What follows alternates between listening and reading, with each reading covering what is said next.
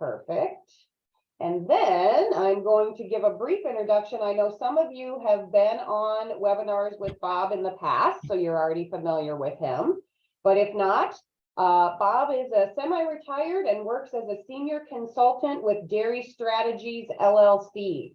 It's a business leadership and human resource consulting business focused on the dairy industry. Bob is also Professor Emeritus of Charles H. Dyson School of Applied Economics and Management at Cornell University. He currently lives in Lauderdale, Minnesota with his wife, Dr. Sharon Daines. And we would like to start with Bob. Thanks so much for joining us, Bob. Well, thank you so much, and good morning, everybody. It's a pleasure to be back. If you've been on my, I think this is my third webinar. If you haven't, welcome. Certainly, I agree. I mean, we're a small group yet. It may grow a little bit, but if you have a question, put it in the chat. You'll be monitoring the chat, right? And so if you, or you can unmute and ask or throw something in, and she's right, we will do a little bit of interaction as we go along, either verbally or using the chat. For some things, I like people to put things in chat. So let me share my screen.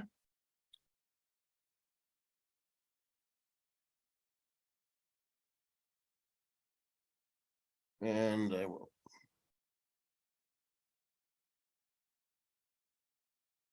Okay, can you see it? Somebody tell me that you see the. Okay, super. So purpose and core values. This is really the why. I'm a great believer in why. And why really stimulates our emotions. I think it's a powerful thing for people, for organizations.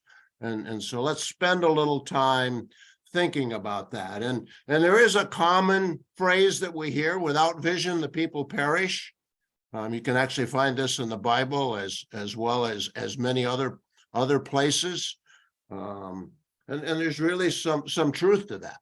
Okay. And I think many of you as apprentices have, you're headed somewhere. Okay. You have a direction, you have a purpose. And so, we can think about this not just in terms of the dairy, but also our own. And so when we're talking about leaders, how do they engage people? I mean, engagement is a huge word today, and engagement and retention are strongly correlated. And in today's labor market, retention is incredibly important. So how do leaders engage? And one of them is that common purpose, vision. I mean, we could spend a lot of time talking about the difference between vision and mission and purpose. That's not the purpose today. And I will probably use those terms interchangeably, but they're all about the purpose, the what and the why of where we're going. Okay, so I want to do a little bit of background on this why that I started, and basically why is so important. Okay, this is Simon Sinek and talking about this, called these the golden triangles. Okay, and if we stop and think about it, when we're explaining someone to a friend or to a colleague or to someone you're directing, or your supervisor is explaining something to you, we explain the what. We probably explain the how, but we often don't explain the why. And so we need to think about that. Okay, now to do this, we need at least a simplistic understanding of this crazy thing on the top of our head called a brain. Okay, and that's quite important. And one of the reasons that all of these things of purpose and mission are being talked about more today is because we understand more about the brain. And we know about the neocortex. The neocortex is higher order thinking. It's the rational part of the brain. I often comment that agriculture is neocortex oriented because we really focus on efficiency and the rational part of things. And so it's important for analytical thinking, for decision making. But there's something that's really interesting, and that is that it's also important for language. Okay, that's where our speech comes Need to from. go outside? Need to go out? What's that? I believe someone was just unmuted, Bob, so. Okay, we'll wait okay, to see if they have so a question. so if you think about when you explain the what and the how, that's pretty rational. That's heard in the neocortex. Okay, so if someone you send them a direction, or you give them text, or you talk to them and give them a direction, explain the what and the how, the reaction is likely to be, that makes sense. I understand. Now, let's think about what happens if you talk about the why. The why is heard in the limbic part of the brain, sometimes called the subconscious part of the brain as well. And this is where our emotions are. Okay, the emotions resonate and are in the limbic part of the brain. And so why is heard there. And the limbic part of the brain that is responsible for our feelings. And the limbic part of the brain has a big impact on decision-making and human behavior. All those decisions are probably made in the neocortex. In fact, research has shown, and this is kind of a shock, I think, to many people, and probably many people in agriculture, there is no such thing as a totally rational decision. The limbic brain, the emotions impact to a very small to a very large part of all of our decisions. But the interesting thing about the neocortex is there's no capacity for language.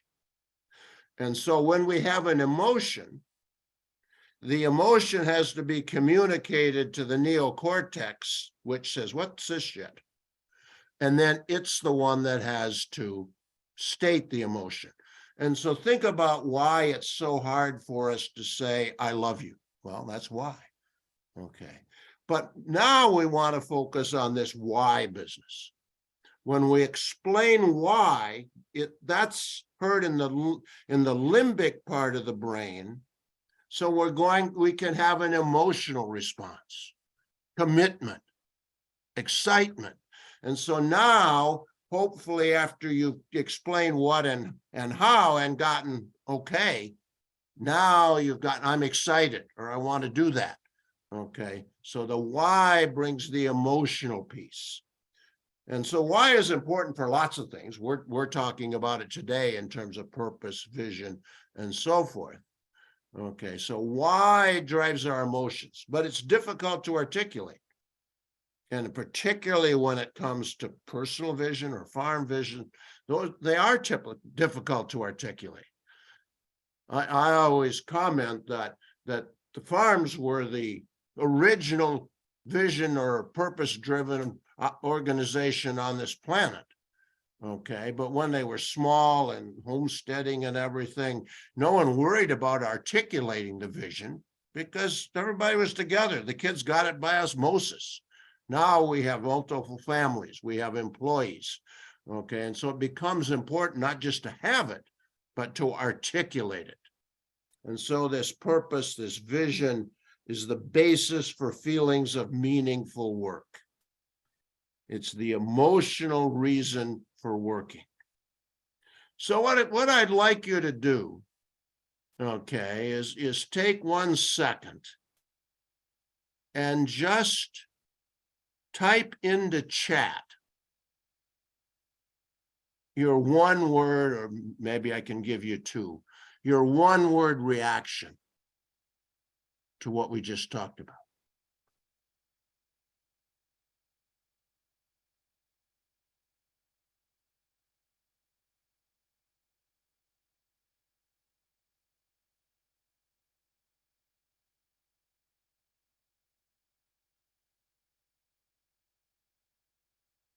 Surprise. Okay, that's interesting. Agree? Others?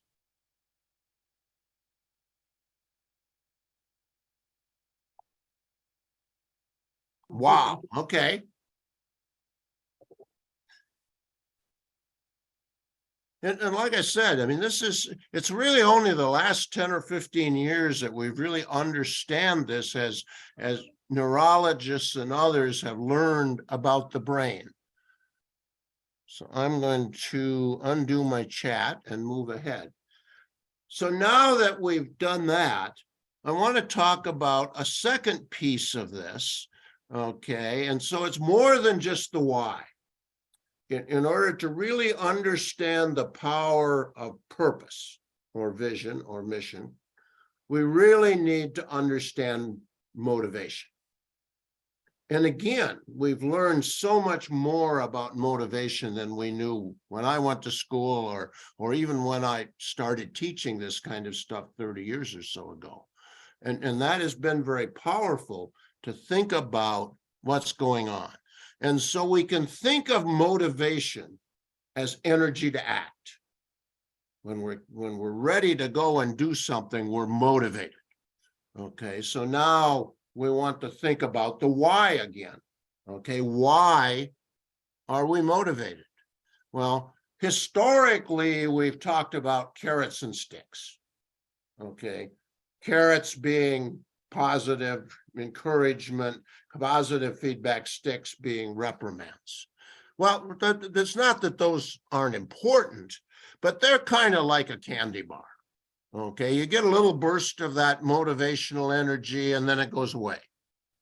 Now, what we've learned is there's some more implicit kinds of motivators. Okay, and we're going to talk about those in terms of 3 C's of choice, connection, and competence. And those are more like eating a steak. Okay, it gives you energy for a lot longer, a lot more push because it's internal to you, not external to you. And so I want to illustrate each of these, and you're going to have your chat open because I'm going to ask you 3 questions. I'm going to put you in 3 situations.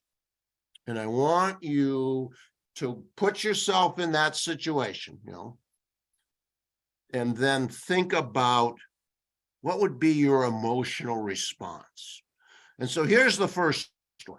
Okay, you've been sent to the grocery store by your significant other or your parents or whatever the case may be. You've got a big meal coming up, and you've got this list of 5 or 6 items that you've been sent to the grocery store to get. Now, I know most of you are young here and you would never do this, but play with me. You left your cell phone home. Okay, but you're thinking, I got no problem when you realize that because I got my list here. And so you get to the grocery store and you look at the first item on your list, and there are 6 varieties and 3 flavors and 4 sizes, and you don't know what to do. Put in chat, what's your emotion when you're in this situation?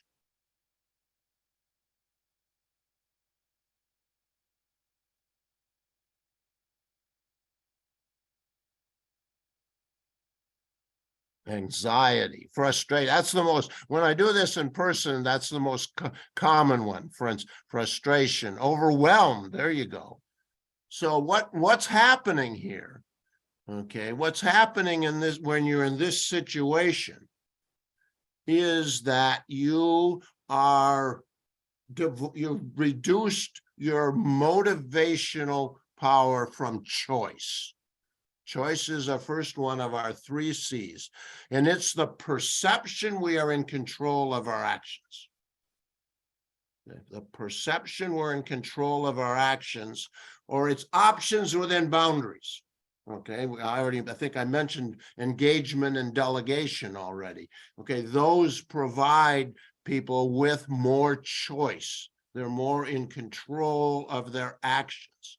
It's the perception of having choices. Now that doesn't fit this example very well because you had too many choices.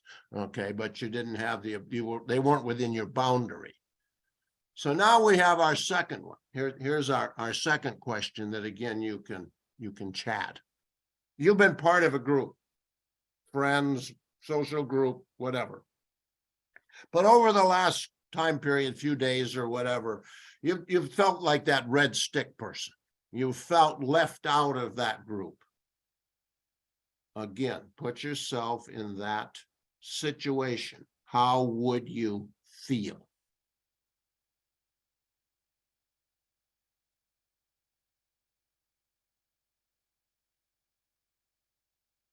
Confused, hurt. There you go. Lonely, yes. Mourning the loss, isolated. So in this case, in this example now, your motivational factor of connection has been diminished. Okay, and so connection is sense of belonging and a genuine connection to others. And by genuine connection in a business sense, okay, it means people are valued by who they are, not by what they do, or not just by what they do. We're not valuing people just because they're great milkers. We're valuing them because they're human beings and we want to be connected with them. The other piece, okay, and now this gets to the heart of what we're talking about today.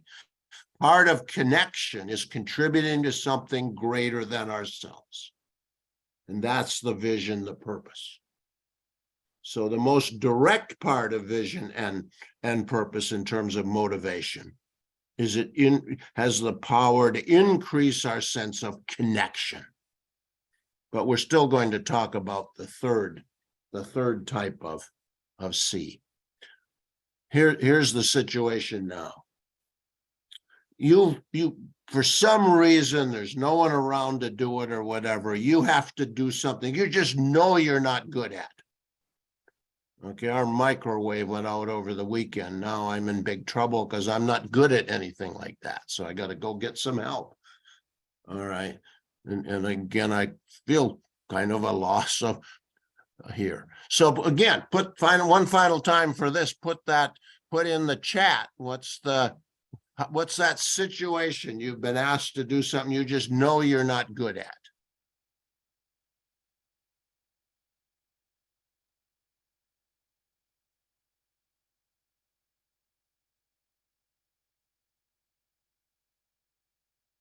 Panic, anxious, frustrated again. So in this case now, we have diminished the motivational power of competence. Competence is feeling successful at meeting daily situations and challenges. And competence is more than just knowing how to do it. It's the mastery of the task. So you really feel great about doing it. You feel you have that competence. It's also a feeling of progress and personal growth. I mean, I've been a big proponent of developing people. That's what I do. And I think maybe a couple of you are already on Learning Edge Monthly, the newsletter I write, and certainly be encouraged to sign up for that. We'll talk about that toward the end. If you aren't on it, but I've been kind of on a development kick. Most of my monthly writing articles, it goes out monthly. I call it Learning Edge Monthly. Most of them are related to developing employees, training and development. So this comes from a lot of different places. The terms are used differently, but there's a lot of agreement among scientists about this. Sometimes connection choice is called autonomy. Sometimes connection is called in something else. Competence, I think, is pretty much always. So connection is the key to I think they're all important to our discussion here of vision and purpose and so forth. But I think connection is the most important. Contributing to something greater than ourselves. And one of the interesting things, okay, is I've been doing this for a while, And people talk about the fact that younger people are more, this is more important to them. And I've thought about that so much. And one of the things that I've always thought about is I think every generation wanted a great job, a job that fit this, that had meaning to them. Okay, but my parents, your grandparents, maybe even great-grandparents, okay, who lived through the Depression and 2 world wars, this was the last thing they had to worry about. They were just trying to survive. Okay, up to today, when we have an unemployment rate of 3 or 4%, and there are all kinds of options. And so it really has become such that younger generations see this as non-negotiable. In many ways, I'm going to work at a job that has meaning to me, or I'm going to get a different one. Okay. Certainly, I have 2 sons in their 40s, and I've certainly seen this in them. So I want to talk now about vision, or I'm going to call it here compelling vision in action. How do we make this happen? That's really the key question. Okay, it's great that we talked about it and we got excited about it, and I heard some of you said wow and surprised and some of those kinds of things. Okay, but how do we make it happen? Well, we're going to start about a 3-step process. The first one is to articulate it. I personally believe that anybody that works as hard as most farmers do is doing it because this is providing meaning to them. Okay, but that doesn't mean that they can communicate that to others. Remember, we talked about the vision is the why.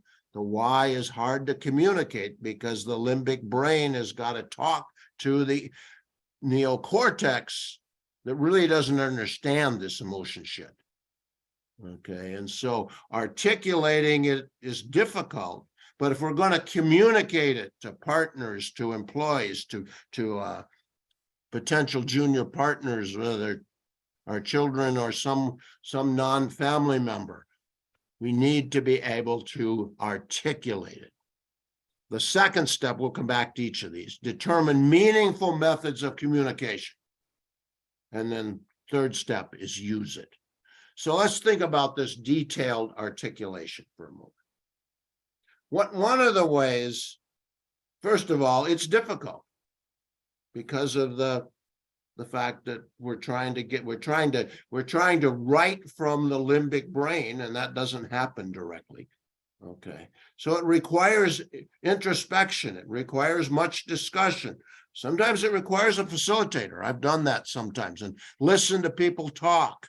Okay, and then usually I can finally say, okay, it sounds to me like something like this. Does this make sense? And they can agree or not agree, but we've started down the road. I love the book Full Steam Ahead. It's getting some age to it, actually. But Ken Blanchard and Jesse Stoner. Ken Blanchard is the 1 Minute Manager. He's pretty well known. He's written 1 million books. I've met him personally. He's now in his 80s. Jesse Stoner, I think the two Blanchard Associates is the company that he owns. And I think that the 2 people who really are becoming the key people in that are his son Scott and Jesse Stoner, who I've heard give many webinars. But they wrote this book called Full Steam Ahead, and I think it provides a framework to help us articulate. Okay, the first one is the significant purpose. Who are we? Okay, this is the why. Why do we come to work every day? It's interesting. We at Dairy Strategies did this when I first came to work for the company. As you know, my introduction, I'm Professor Emeritus from Cornell. I was there for 28 years, and technically when I left, I was old enough to retire, so I got this title. But when I first came to Dairy Strategies, that's about the time Full Steam Ahead came out. It's approaching 20 years now.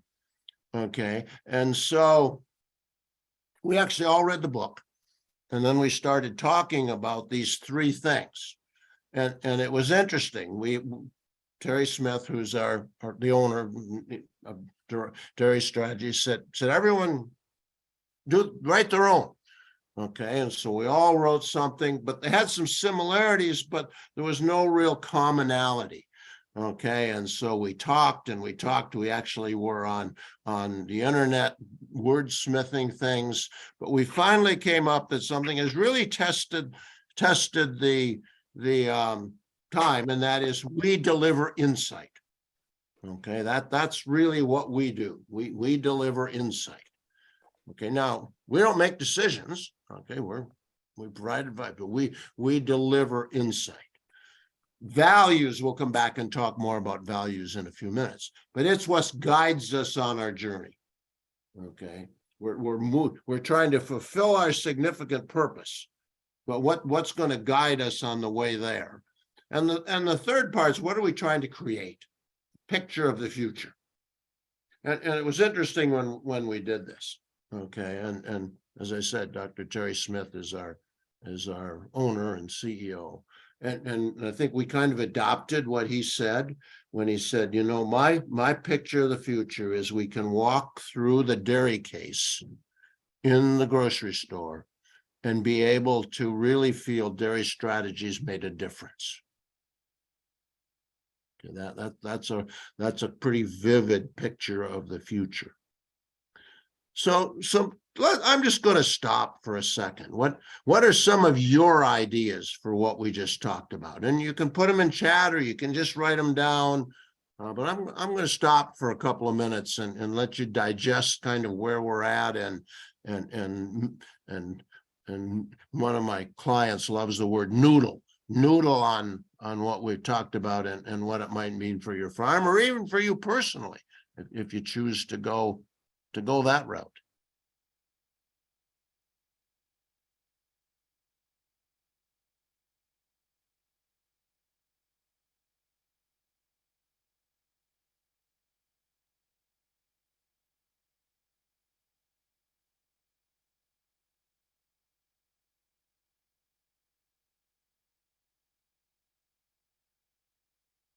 And you're talking about as it relates to their specific farm, right, Bob? Absolutely. Okay. Or I said, or they could do it if they chose. They could do it for themselves. But yeah, Okay. I'm really thinking about the farm you're working at now. And I mean, you don't know everything, but you certainly observe people enough to start to think about what might their, maybe you can take it to me and get done and see, does this make sense?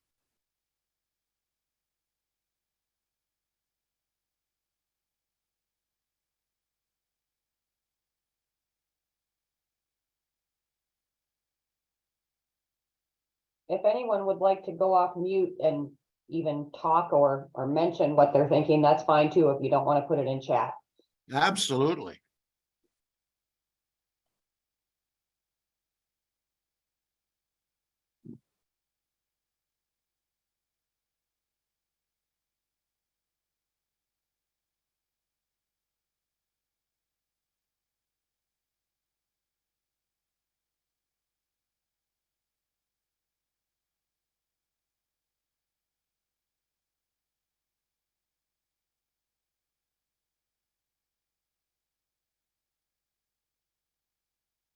Okay.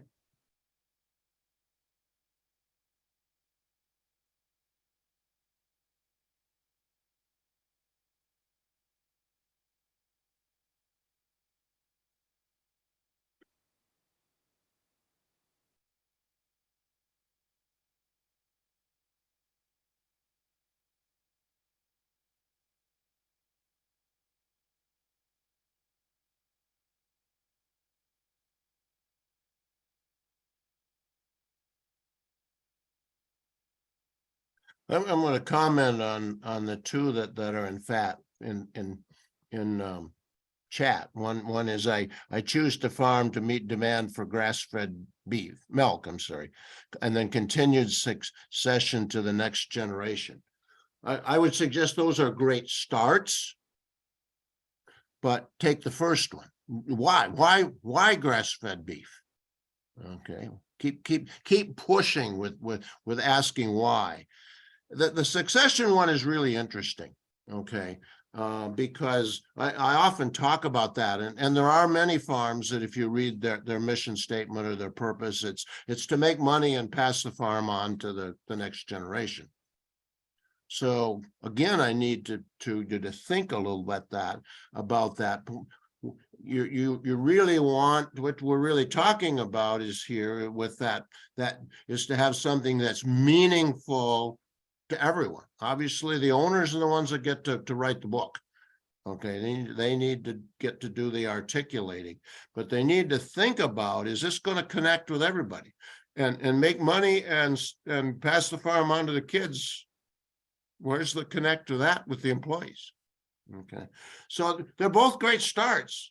All I'm encouraging is to keep asking that why. Okay, there's a tool called 5 whys. Okay, ask why 5 times and you'll start to really get down to some root information. Okay, you know, the one about the grandkids is almost more of a picture of the future, if you think about it. Okay, that's great.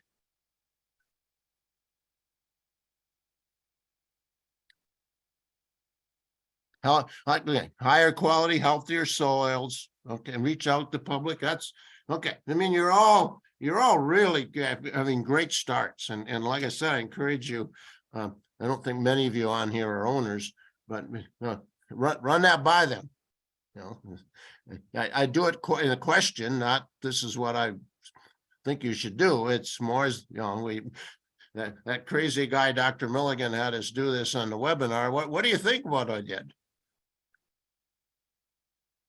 And any comments that people would like to make verbally, just to share?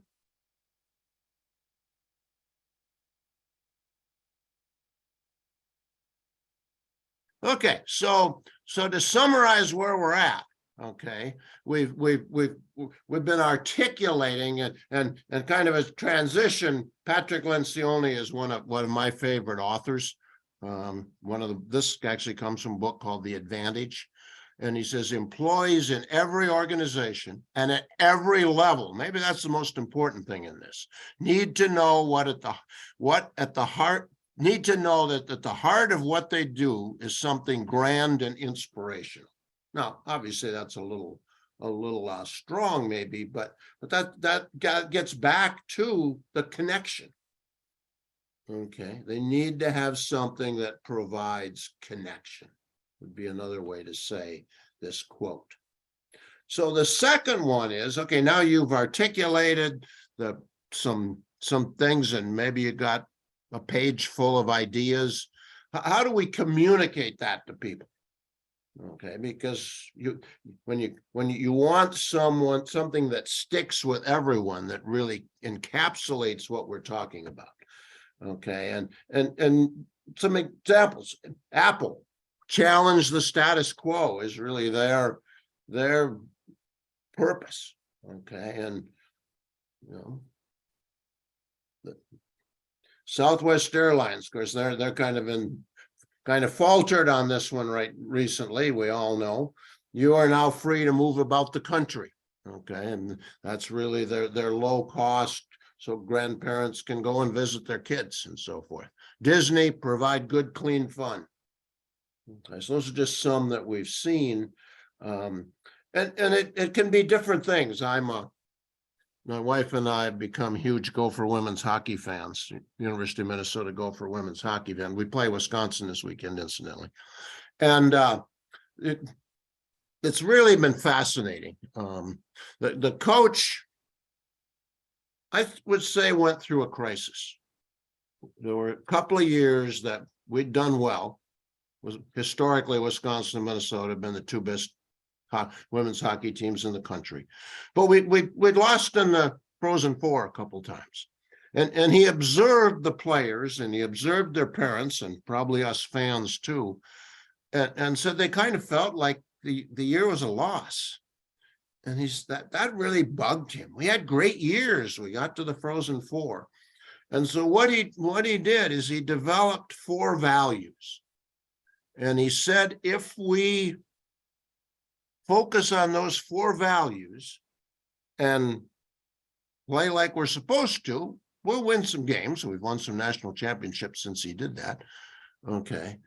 But it's a little bit like, I think it's a Ken Blanchard example, is you don't play tennis very well when you're watching the scoreboard.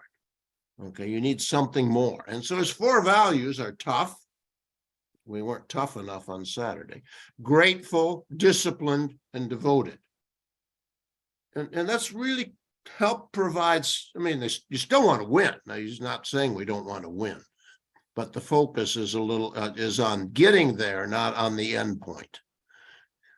This is one that's interesting. My wife and I were on a Road Scholar tour in New Hampshire. And there was a railroad there called Hobo Railroad, and the hobo's just from the name that hobos are free to go about wherever. And so this was a family entertainment place. Okay, and as part of this program we were a part of, that we had a key person from this company come and visit with us. And one of the stories he told is that the owner, or one of the owners of this, was out and about, and they have more than just a railroad. They have things you can do and rides and so forth when you show up or when you get off. And he was just walking around visiting with people who were there, and he walked up and talked to a father and 2 sons.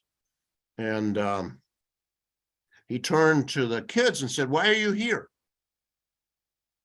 And one of them, I don't know where he came up with this maturity, or maybe he'd watched something, I don't know. He said, "I'm here making memories with my dad." And so out of that came their kind of, sometimes this is called a slogan, okay, creating memories one ride at a time. Okay, so that's the way they communicate the why, the vision, the purpose, whatever of Hobo Railroad. So step 3, and this is the one that often really we fall down on. Use it. Use it constantly. Okay, here, use it in decision making. You're explaining a decision to people. Okay, explain it in terms of the vision or the values or whatever the case may be. Use it in recruitment and selection. People want to become a part of something. Well, what are they going to be a part of if they come and join your business? In onboarding, okay, in general communication, explaining decisions and assignments, giving feedback, and of course, in training and development. Now, I've observed this a lot. Failure to achieve a common vision often results in irresolvable differences in decision-making, especially at the upper level of organizations. Most partnerships that have broken up, or junior senior partners that haven't been able to get along, are because of this. Because one of the interesting things is that if you don't agree on the vision, every decision can become a disagreement. Because you're looking at every decision, the 2 parties are looking at that decision from a different frame, a different vision. The vision is the frame for decision making, we said, right? And really great difficulty continuing to work together. So one final topic here. We're going to talk, actually, we're not going to talk a lot about film culture. We're going to talk primarily about core values, because values are part of this compelling vision, okay? Now, before most of you are alive, this goes back, good grief, 40 years now, plus. There's Johnson & Johnson makes Tylenol. It was back 40 years ago and still is today their #1 product. And in the Chicago area, someone planted tampered bottles of Tylenol in several pharmacies. 7 people died.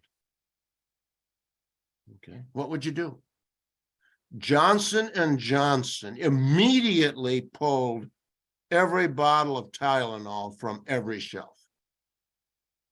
Now, we can think of other organizations. Well, we'll see. Maybe it's only in Chicago. Maybe they'll catch the guy. So why did they do that? Their number one value is, and I assume was still today, the safety of our customer. This case is talked about in business schools all the time and in management training because it's so vivid on that. In fact, I've heard several people say that this decision didn't even have to go to the board of directors, even though that was their number one product. Now, it turned out well. It was a good PR move for Johnson & Johnson. They went back to the lab. This is when the child-proof bottle tops were introduced.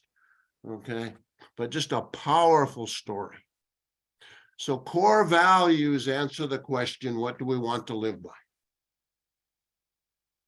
We've got this more of a direction with the vision and the mission and so forth. Now, how are we going to live on the way there? Okay, and it's best if it's 3 to 5 guidelines. Still gotta, for your farm, your ranch, your course, whatever the case may be. Ranked can make some good sense, but the most important thing is they're understood. This is huge for onboarding, right? The Walt Disney Company, they actually do management training as part of what they do. And I've heard them talk about this. Okay, they have 3, their values are ranked. Safety, number 1. Courtesies to the show. Everybody has at Disney World or whatever has a role they play. Okay, and finally, efficiency. But think about that. If you're a Disney employee, when can you take off your mask or whatever it is that your show that you have as part of the show? Well, for 2 things, for safety or for courtesy. Okay. So core values, why we do what we do. If you want to think of 6 words for core values, why we do what we do. Common purpose, understand motivation, core values. I'm going to I'm going to stop sharing here so I can see all of you and you can see me. Questions, comments, thoughts? I just say some of us are old enough to remember the Tylenol issue. Yeah, that's right. Yeah. In 1982, I was actually in Ithaca, New York, so it probably was bigger play out here than it did back there. But Yeah.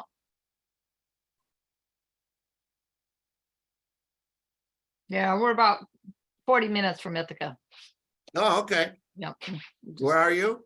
8 miles northeast of Cortland. Okay. So right on Route 13. Oh, it's been past there many, many times. Yeah, you probably have. Yeah. Yeah, this has been very, very worthwhile. Good. So if nobody has any questions, I'm actually going to encourage everyone to unmute. You can show your picture if you want or not. But I'll give you a couple minutes before I want anybody to start. I want you to think about what's your number one takeaway, your number one insight, thought, idea from our 45 minutes together. So I want to give you just everybody a little time to think about that before we start. And I would like everyone to do this. If you don't have a mic, you can type it in chat, but I like to hear it. I guess I'll just start. I mean, the telling employees the why is a basic part of what my son and I do, because if they don't have the why, then when they come to a different situation that isn't quite like you told them, they understand the reason behind it and can figure it out themselves better. But I think where this helped me is to you know, I know what our basic vision and stuff is, but I don't have it articulated on paper, but to include it more with communications with employees and when we're explaining things and onboarding and so on. Super. Next.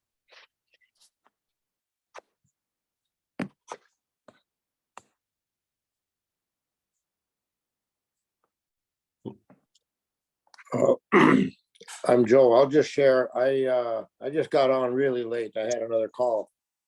But what I'm getting from here is I'm trying to find a way to help motivate or direct my youngest son who wants to join the operation. I don't think he understands all the why. He hasn't thought about it in the future. He likes to drive tractor, but that's not a good enough reason to farm, you know. He's got a good job. He doesn't have to do it. I just want to make sure that I'm able to communicate to him the why, you know, and that he's got to really encumber that, you know, how do you say, grasp that. If he doesn't, then it's not just for the fun of it, because he likes to be outdoors and drive tractor and get out of the office. So I need to communicate the why. I guess that's a good way to say it. Yeah, and there'll be, I mean, I think you need to think about his career. I mean, he certainly could, even after maybe your farm had to be gone, if he isn't going to farm it, he can always find a job driving tractor part-time somewhere else if he really does want to pursue whatever his career is full-time. Yep. And he has to communicate with some partners, you know, at this point. So that communication link is really going to be critical. And I've had farmers tell me you can only have one boy on the farm, otherwise they're going to fight. And I totally disagree, but I mean, we have to train them how to communicate, and then they can be way more successful than if each one tries to do it on his own. Yeah, they have to have the common vision. That's really the key. When So that's good to focus multiple on that. owners. Thank you. Absolutely. Okay, who's next? I'll go ahead. I think that what I've taken from this is I need to be more willing or take more time to share what's going on in my head. I know where I'm going, but I don't always do the greatest job of communicating it to the rest. I should have taped that.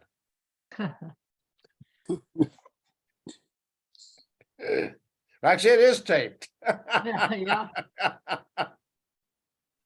Yeah, that's a real challenge. Super, thank you. Joe, are you unmuted and ready? I mean, on the camera so you could go? I went You're up.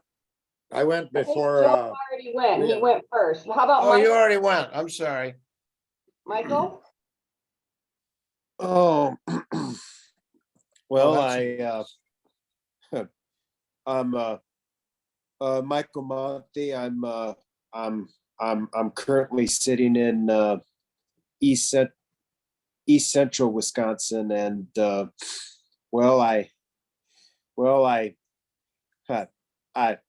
don't want to be accused of plagiarism, but I think my takeaway from this is similar to Leon's, and I got a lot of ideas that I think are good, but I don't always get the opportunity to share them, and I guess putting, I guess putting them in writing and on tape is all, I think, is always maybe the first stepping stone in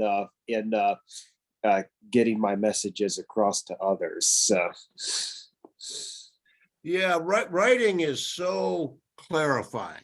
I mean, I'd much rather talk than write. Okay, I'd rather be a speaker than write a paper.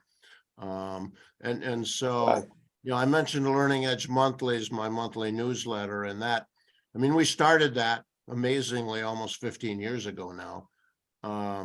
But we started really as a marketing piece, which I think it's had a little bit of success, but it's really been powerful for me because I have to really clarify what I'm saying to write it as an article as opposed to just chit-chatting about it here or whatever. And, you know, it's hard.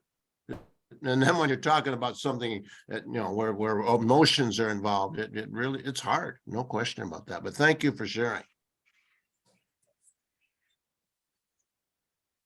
So do we have anybody else willing to share? Oh, I like to add one more thing. Okay. Like I like to have a conversation with my, like, if I see like a really good idea that I might have learned from like that I probably might have learned from a webinar or something, then communicate. I would love to like communicate with my family and the people I work with and get their opinions on it before I make those decisions. So Super.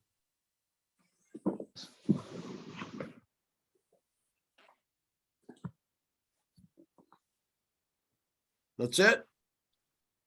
Can't convince any of the other 2 or 3 people to, I don't know, is there anything in chat? I haven't looked.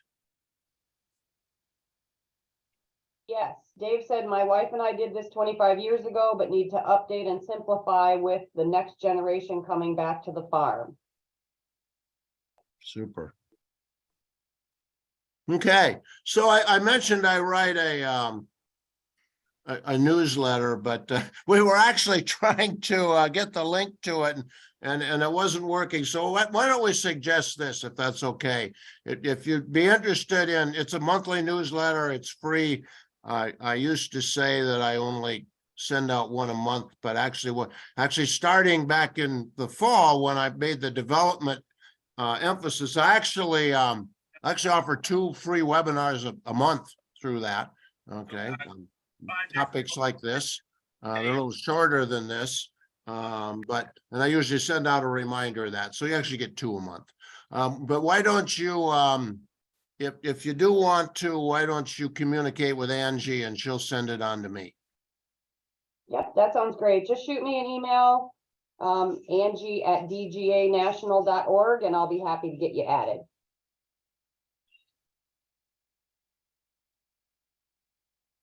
Anything else? Okay, well, I've enjoyed this. You've really put some really insightful things into the chat and your comments, and that's terrific. And thank you for your involvement in the webinar as well. Thank you so much, Bob. Hopefully we'll be able to get Bob back for another webinar in the future, so stay tuned.